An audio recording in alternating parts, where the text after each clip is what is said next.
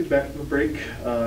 Just I guess in general, what do you hope you guys, I guess, learn from the break, or maybe can improve from earlier in the season? Yeah, we definitely have been focused even on break, calculating how we can get better defensively, what changes we had to make in that aspect of the game, which was, something we've talked about a lot, but there had to be some serious changes. So as coaching staff, we dissected a lot of who we were and what we needed to do to put our kids in a better situation to be tougher defensively. So that was, I probably watched our offense maybe an hour max.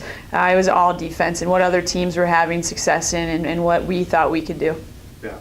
Is it, obviously defensively, some 80-point, 100-point games, obviously that's not something that you like as a coach, but does it help if you guys are scoring, does that maybe offset it a little bit, or would you prefer to keep the points down? I'm not sure. I thought initially early in the year we could just have rat race games and go out there and just outscore people, hopefully. You look at the St. Cloud games and some of our earlier games, but that wasn't getting the job done. So we just said it has to be, we're not good if we're not getting stops. So we're not going to outscore people. I just, if we win by 1 and it's 50-49, I'm going to be happy more so than the high scoring games. Yeah. So I guess this weekend, got 2 matchups that are maybe a little different. I know Winona's really good. Upper Iowa, I don't think hasn't won a game. So how do you prepare for both those teams? Yeah, we are completely just focused on Upper Iowa right now. We have our scout ready for Winona, and that will be a great challenge. But we're on the road, and Upper Iowa is hungry for a win. They have yet to see one, and they're a talented team where they do a great job, their coaching staff, with what they have, getting their kids to play hard. They have some great shooters. So it'll be interesting to see if we can go down there and put the excuses of a long trip aside after break and come out and defend. Yeah. I guess when you're talking about defense and just what do we need to do looking forward into the season, I'm sure is that your main point of emphasis now, is just we got to stay defense? Right, it is. It really is.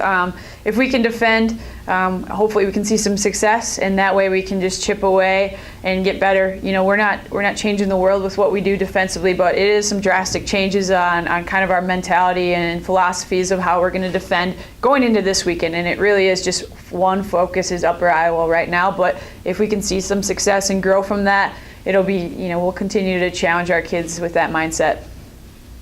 Do you have any specific defense that you like them to play, or does it depend on the matchup? Or we do. We're just trying to limit, the downhill, getting to the rim, protecting the paint more.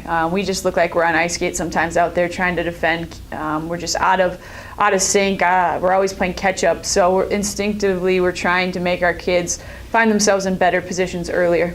Yeah, I guess. On the flip side, is there anything that you guys were doing in the beginning of the season that you like that you want them to keep doing?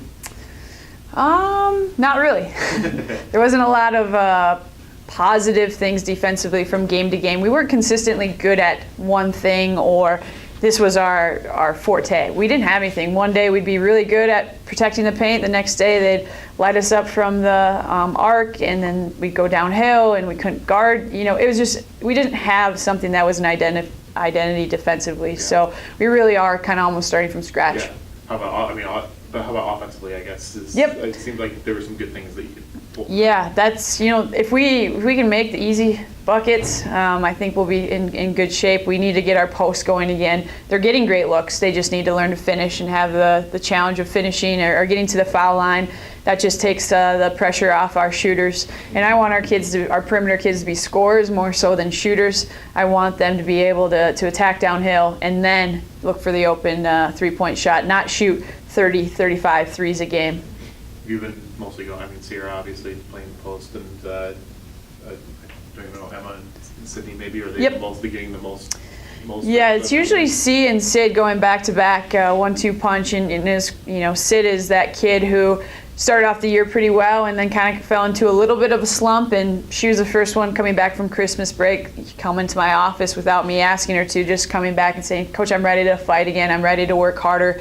And that was fun to hear and fun to see out of a freshman. She's capable of a lot more than she's giving sometimes, and that's just kind of learning the process of everything. So those two need to be a very huge impact for us inside, but also Katie Miller coming off the bench. She'll play some minutes for us this weekend. This is your first venture into the South Division this year. Are the playing styles any different between the North and the South? There is a somewhat. I don't know if I can define it specifically how they are different, but there is just a little different tone now. Not necessarily with Upper Iowa or Winona. I feel like the way Winona plays kind of matches some of the North teams with, the Northern and Moorhead defensively, where they're just not going to let you get paint touches very easy. And with a new coach at Upper Iowa, she's definitely, it's new to us. Her style of play is probably more indicative of the South play offensively. Playing that perimeter game, has scoring threats all for perimeter players.